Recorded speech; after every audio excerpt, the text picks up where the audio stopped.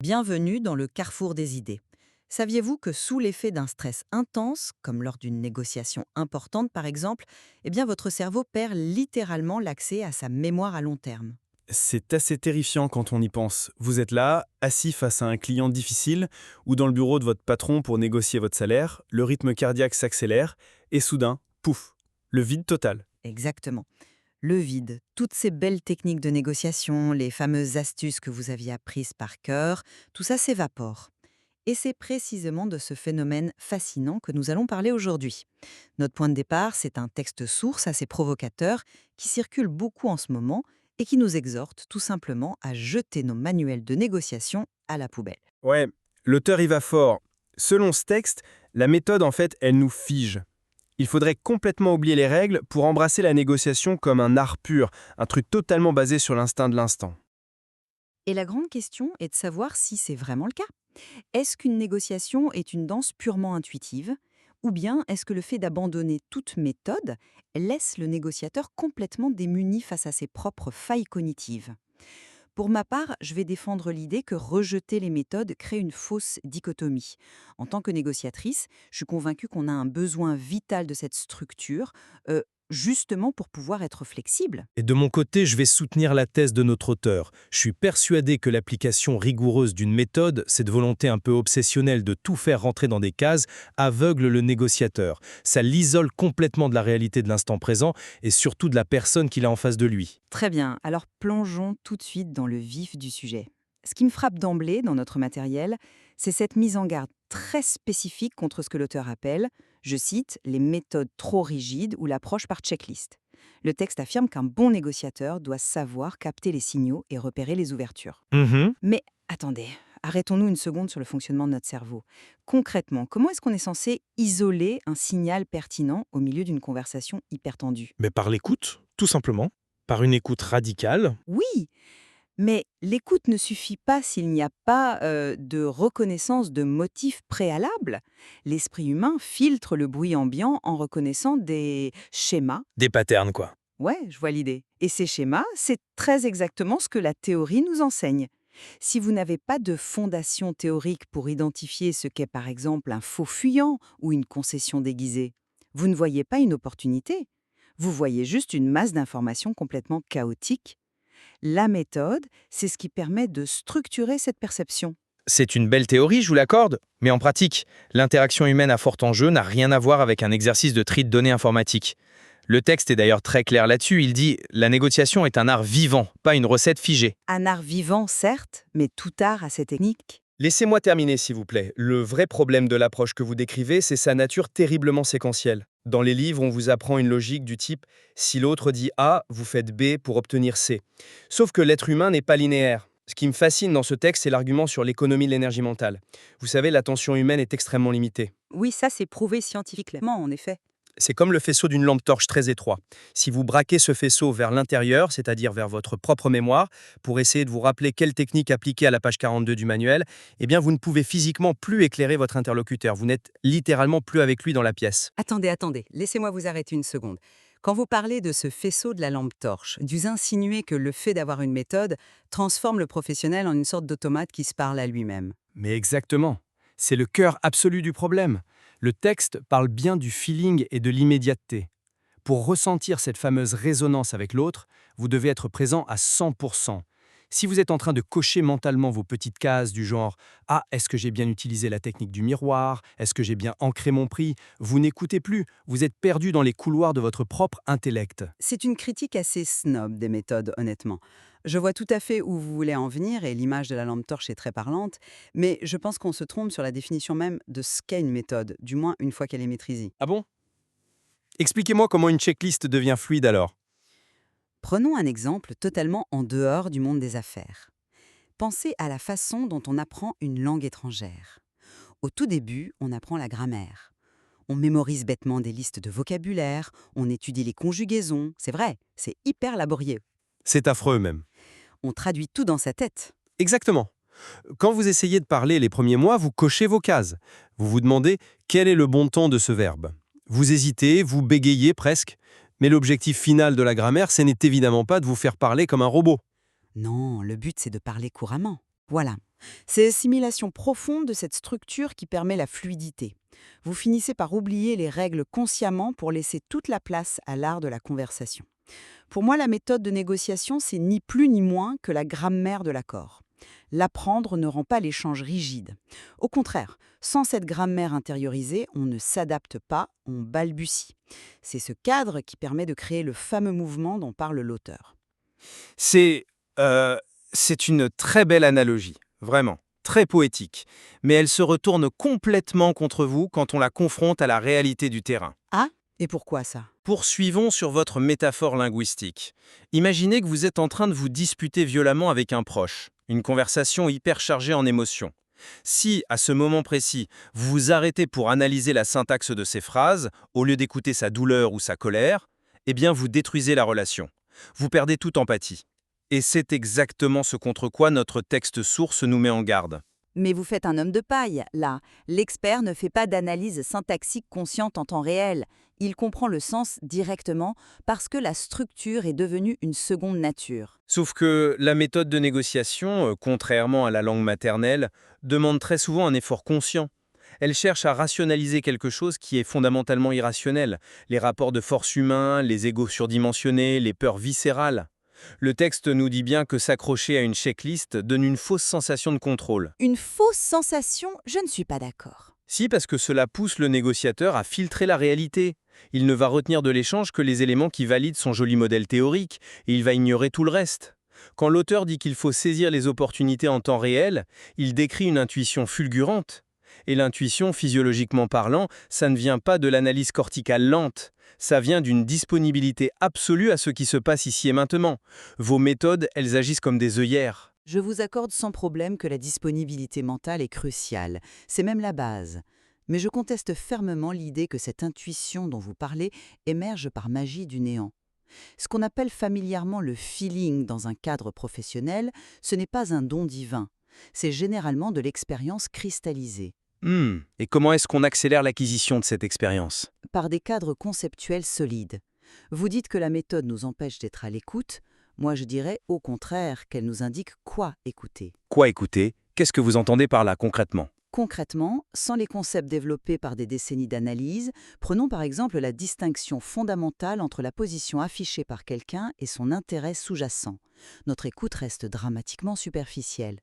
L'intérêt sous-jacent, oui. Le grand classique. C'est un classique parce que ça marche. Pour ceux qui nous écoutent et qui s'apprêtent à négocier un contrat demain, si votre client vous dit « le prix est trop élevé », ça c'est sa position. Si vous n'avez pas de cadre théorique, vous allez naïvement argumenter sur le prix. Vous allez baisser vos marges ou taper dans un mur. D'accord. Mais si vous avez intégré la méthode, votre oreille est entraînée à chercher le vrai problème caché. Est-ce un problème de budget global? Un souci de trésorerie ponctuel ce mois-ci? Ou simplement un besoin d'ego pour montrer à son patron qu'il a obtenu un rabais? La méthode agit comme une lentille de focalisation. Elle affine l'ouïe. Sans elle, on entend juste les mots de surface, mais on rate complètement l'architecture cachée du conflit. Je comprends tout à fait l'attrait rassurant de cette vision, mais je pense sincèrement qu'elle sous-estime gravement la réalité biologique du stress. Ce que le texte aborde justement en parlant d'énergie. Reprenons ce point, car c'est vraiment le pivot de notre désaccord. Allez-y. Il est écrit noir sur blanc dans notre matériel, s'il mobilise trop d'énergie à appliquer une technique apprise, il risque de passer à côté de l'essentiel. Et la science neurologique donne raison à l'auteur sur toute la ligne. Sous pression, notre mémoire de travail, vous savez, cette petite mémoire à court terme qui nous permet de manipuler des concepts complexes en direct, elle s'effondre tout simplement. Oui, c'est le fameux détournement de l'amygdale dont je parlais en introduction. Exactement ça. Le cerveau bascule brutalement en mode survie. Si, dans cet état de surcharge émotionnelle extrême, vous exigez de votre cerveau intellectuel qu'il aille fouiller dans sa mémoire pour récupérer le chapitre 4 du manuel de négociation, vous provoquez un embouteillage cognitif massif. C'est physiologique. Le canal de perception directe se ferme. C'est-à-dire que vous ne voyez même plus que votre interlocuteur a croisé les bras, vous ne remarquez pas la micro-expression de soulagement quand vous avez mentionné un délai, vous n'entendez pas le petit changement de rythme dans sa respiration. Vous êtes totalement absorbé par votre propre chorégraphie mentale. Le texte a 1000 fois raison de dénoncer ce court-circuitage. Cette surcharge analytique vous déconnecte de l'humain. C'est un argument redoutable, je l'admets. La saturation de la bande passante sous l'effet du stress est un fait clinique incontestable. Mais en fait, c'est là que votre conclusion me surprend totalement. Vous affirmez que c'est la méthode qui surcharge le cerveau. Moi, je dirais que c'est exactement l'inverse. Comment c'est à l'inverse? Comment le fait de rajouter des couches de théorie pourrait alléger la charge mentale? C'est absurde. Parce que c'est l'absence de méthode qui demande une énergie folle. Imaginez un instant un négociateur qui arrive les mains dans les poches en se fiant uniquement à sa belle intuition. Face à chaque nouvelle phrase de son interlocuteur, face à la moindre objection inattendue, il doit réinventer la roue en direct, il doit analyser la situation de zéro, créer une stratégie à la volée, évaluer des risques financiers en une fraction de seconde. C'est ça l'agilité. Non, c'est l'épuisement, hein. Cette improvisation permanente demande une énergie cognitive colossale. À l'inverse, une méthode bien intégrée fonctionne comme une heuristique. Une heuristique. Oui, une heuristique, c'est-à-dire un raccourci mental qui fait le gros du travail de fond à votre place. Ça automatise les réponses de base. Le négociateur préparé possède déjà une carte du territoire, donc il n'a pas besoin de saturer sa mémoire de travail pour comprendre la structure basique de ce qui est en train de se passer. Ouais, je vois l'idée du raccourci, mais Laissez-moi juste finir. S'il reconnaît une tactique agressive classique, son cerveau ne panique pas, il se dit juste « Ah, c'est la bonne vieille tactique du bon et du mauvais flic ». Du coup, son énergie est libérée. Libérée pour faire très exactement ce que l'auteur réclame. Observer les micro-expressions, entendre les non-dits, s'adapter au contexte émotionnel. Paradoxalement, c'est l'ancrage méthodologique qui préserve l'énergie du négociateur au lieu de la drainer. C'est super habile de votre part de présenter la méthode comme un économiseur de batterie intellectuelle, vraiment, bien joué. Sauf que le texte soulève un lièvre fondamental à ce sujet. L'auteur écrit noir sur blanc que la vraie négociation ne se passe jamais comme dans les manuels. Et là, badaboum, votre belle théorie du raccourci mental s'effondre. Badaboum? Un peu dramatique, non? Pourquoi elle s'effondrerait? Parce que si vous automatisez vos réponses en vous basant sur des scénarios idéalisés appris sagement dans un livre, vous conditionnez lourdement vos attentes. Vous attendez que l'autre joue son rôle de gentil ou de méchant flic. Et que se passe-t-il dans ce cerveau bien préparé quand la réalité crue ne correspond pas du tout au raccourci mental Wyatt? De la dissonance cognitive? Une dissonance cognitive très sévère, oui. Le négociateur formaté va essayer de forcer la réalité à rentrer dans sa méthode. Vous connaissez le vieux dicton, pour celui qui ne possède qu'un marteau, tout problème ressemble étrangement à un clou. Et c'est là que la méthode devient véritablement toxique. Toxique. Le mot est fort. Il est juste pas ride. Au lieu d'accepter le mouvement inattendu de l'autre et de s'y adapter fluidement, le négociateur résiste. Il essaye de ramener de force l'échange dans les cases rassurantes de son processus. Il perd la connexion vitale avec son interlocuteur. Donc, pour résumer, toute l'énergie que vous pensiez avoir gagnée avec vos heuristiques est instantanément consumée par la panique de voir que l'autre ne joue pas selon vos petites règles. Ah, ça nous amène d'ailleurs très naturellement au test ultime proposé par le texte source, la fameuse épreuve du feu. L'auteur affirme que si ce négociateur formaté, plein de certitudes, tombe sur quelqu'un qui, je cite, ne suit aucune méthode, qui joue hors cadre, alors il va se retrouver complètement désemparé. C'est l'argument classique du chaos. Et c'est un argument extrêmement puissant sur le terrain. L'imprévisibilité totale casse les processus bien huilés. Oui, d'accord, mais soyons très clairs sur ce que signifie jouer hors cadre. Concrètement, dans la vraie vie, qu'est-ce que ça veut dire dans une salle de réunion? Ça veut dire un interlocuteur qui se met soudainement à hurler de rage, ou quelqu'un qui fait une demande financière totalement irrationnelle et menaçante, ou encore quelqu'un qui utilise un silence absolu et oppressant pendant 2 minutes entières après votre offre. Comment on gère ça au feeling? L'auteur pense que l'instinct pur nous sauve, mais demandez-vous une chose, quel est l'instinct naturel d'un être humain normal face à une agression irrationnelle ou au chaos? C'est le combat ou la fuite? Le fameux réflexe archaïque du fight or flight? Exactement. Face au chaos, votre instinct viscéral vous dictera soit de vous écraser lamentablement et de concéder pour fuir l'inconfort, soit de contre-attaquer agressivement par pur ego. Dans les deux cas, devinez quoi? La négociation est morte. Et c'est justement dans ce gouffre d'irrationalité que la méthode s'avère être la seule vraie bouée de sauvetage. Une bouée de sauvetage. Oui, une bonne méthode vous apprend que la colère de l'autre n'est peut-être qu'une tactique théâtrale pour vous déstabiliser. Elle vous apprend à dépersonnaliser l'attaque, à faire ce qu'on appelle aller au balcon, c'est-à-dire prendre de la hauteur psychologiquement. Le texte valorise la capacité à rebondir. Mais on ne rebondit pas sur du vide. sans structure interne, face à quelqu'un qui joue hors cadre, vous êtes juste emporté par sa tempête. La théorie, c'est littéralement ce qui empêche le professionnel de devenir la marionnette émotionnelle d'un adversaire chaotique. Je vois bien l'idée de la bouée de sauvetage, mais franchement, je crains qu'elle ne ressemble beaucoup plus à un bloc de béton qui vous entraîne vers le fond. Un bloc de béton. C'est de la mauvaise foi, là. Mais pas du tout. Vous supposez que l'interlocuteur qui joue hors cadre utilise des tactiques de manipulation prévisibles, que votre fameux manuel aurait déjà sagement catalogué sous l'étiquette colère tactique ou silence pesant. Mais la véritable irrationalité humaine, la vraie folie d'un échange tendu et d'une créativité sans limite. L'auteur nous parle d'un art vivant précisément parce que l'être humain, au fond, échappe à toutes vos étiquettes. Donc si je vous suis bien, vous dites que face à l'inédit, face au danger, la méthode ne sert absolument plus à rien. Je dis pire que ça. Je dis que chercher frénétiquement dans votre répertoire mental une parade méthodologique face à une situation totalement inédite, c'est ça qui crée la paralysie. C'est ça, le fait d'être complètement désemparé. Vos certitudes théoriques s'effondrent et vous boguez comme un vieil ordinateur sous Windows 95. C'est un peu caricatural. Laissez-moi prendre le contre-exemple. Prenons le négociateur qui cultive l'art de l'instant, comme le préconise le texte. Lui, il n'est pas paralysé par l'effondrement de son modèle, pour la simple et bonne raison qu'il n'en a pas. Il arrive, si vous me passez l'expression, les mains dans les poches sur le plan des attentes. Il n'a pas de scénario idéal en tête. Donc, il subit. Non, il accueille l'opérant. Si l'autre commence à crier, à pleurer ou à parler d'une recette de cuisine en plein milieu d'un contrat, il accepte ce chaos comme une nouvelle donnée de la danse. Il est dans l'acceptation fluide de ce qui est et non dans la frustration bloquante de ce qui devrait être selon le manuel. C'est précisément ce dépouillement conceptuel qui permet la vraie agilité. C'est fascinant comme perspective, je dois l'admettre. Mais j'ai un énorme problème avec cette romantisation de l'improvisation pure. C'est dangereux de vendre ça. Vous nous décrivez une sorte de maître zen de la négociation capable d'accueillir le chaos avec une sérénité absolue juste au feeling. Mais pour reprendre l'idée d'un art, puisque le texte file cette belle métaphore, pensez aux plus grands musiciens de jazz. Oui, on y vient parce que c'est le meilleur acte quand ils improvisent sur scène de manière incroyable, complètement libre en apparence. Croyez-vous vraiment qu'ils le font parce qu'ils n'ont jamais ouvert un manuel de solfège ?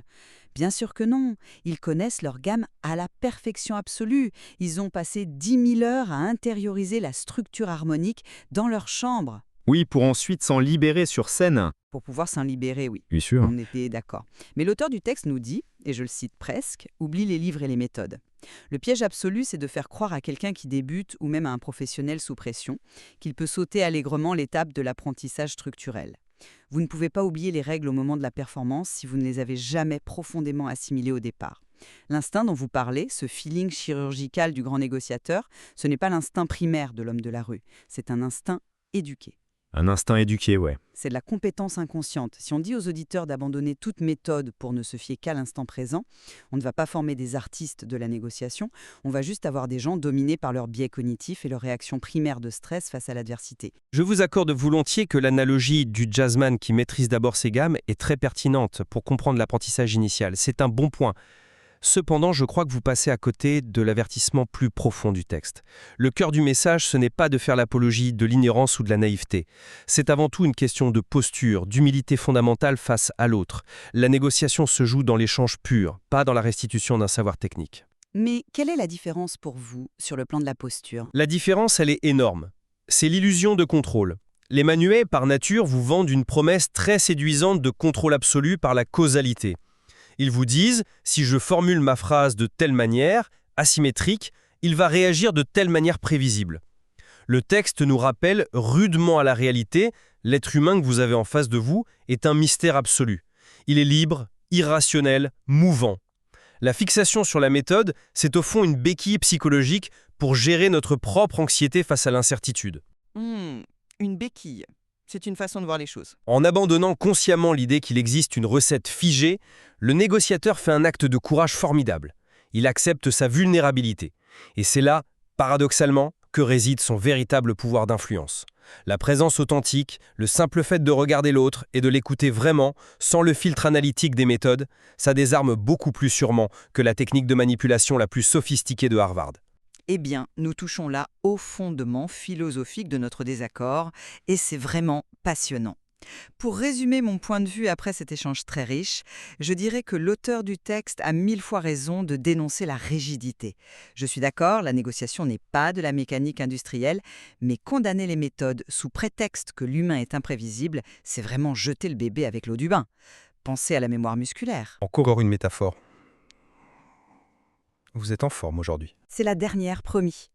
Quand vous apprenez à conduire, vous pensez à l'embrayage, au volant, au rétroviseur. C'est lourd cognitivement. Mais avec le temps, ça devient une seconde nature. Vous conduisez sans y penser.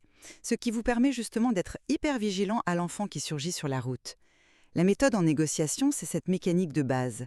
Sans elle, on n'est pas flexible, on est juste à la merci des événements et de notre propre biologie. Et en écho direct à notre source, je maintiendrai, pour ma part, que face à la complexité vertigineuse d'une relation humaine, la mécanique finit toujours par devenir un obstacle si on s'y attache trop fort. Pousser la technique jusqu'à en faire un réflexe, c'est bien beau en théorie, mais ça risque toujours d'atrophier notre empathie brute. La primauté devra toujours être accordée au présent, au regard, à la sensation physique de l'échange. Le plus grand outil du négociateur ne sera jamais enfermé dans les pages d'un livre, il sera toujours dans sa capacité à faire silence en lui-même pour entendre l'autre. Je pense en tout cas qu'on s'accorde au moins sur l'avertissement principal de notre auteur. La réalité crue d'une table de négociation avec ses silences gênants, ses égos froissés, ses enjeux cachés, ne ressemble jamais vraiment à la théorie aseptisée des amphithéâtres. Le chaos est la seule vraie règle du jeu. Notre divergence reste entière sur la meilleure façon d'y survivre intellectuellement. Tout à fait. Et c'est une excellente question à laisser en suspens à nos auditeurs. La prochaine fois que vous sentirez la tension monter face à un client exigeant ou un partenaire coriace, observerez-vous en vous ce réflexe de chercher une technique rassurante ou oserez-vous lâcher prise totalement pour voir ce que l'instant vous offre? Une question très pratique en effet qui demande beaucoup de courage sur le terrain. Finalement, maîtriser l'art de la négociation, c'est peut-être ça, apprendre toutes les règles du monde avec la plus grande des rigueurs pour avoir un jour le privilège de les oublier complètement au moment où on serre la main de l'autre. Merci à tous d'avoir partagé ce moment de réflexion avec nous. On voit bien qu'il y a toujours plusieurs grilles de lecture pour décoder nos interactions complexes. Continuez à observer vos propres réactions, continuez à débattre. À très bientôt.